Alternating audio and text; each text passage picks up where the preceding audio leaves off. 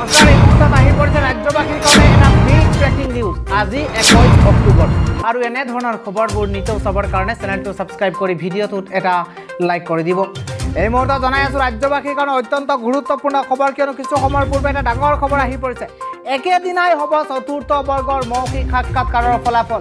এটা big breaking জনাইছোঁ, চতুৰ্থ বৰ্গৰ মৌখিক সাক্ষাৎকাৰৰ ফলাফল একেদিনাই লাভ কৰিব প্ৰাৰ্থীয়ে। আৰু কোৱা হৈছে মৌখিক সাক্ষাৎকাৰৰ ফলাফল অন দ্য স্পট আপলোড কৰিব লাগিব। সম্পূৰ্ণ যোগ্যতাৰ ভিত্তিত নতুন প্ৰজন্মই পাব চাকৰি।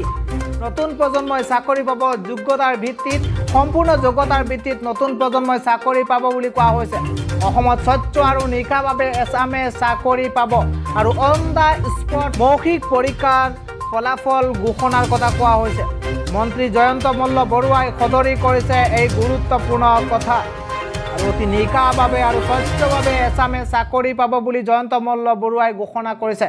আৰু সম্পূৰ্ণ যোগ্যতাৰ ভিত্তিত পাব চাকৰি। এইবাৰ সম্পূৰ্ণ যোগ্যতাৰ ভিত্তিত নতুন প্ৰজন্মই চাকৰি পাব। মৌখিক সাক্ষাৎকাৰ যেতিয়া হ'ব তাৰ ফলাফল অন দ্য স্পট আপলোড কৰিব লাগিব বুলি কোৱা হৈছে।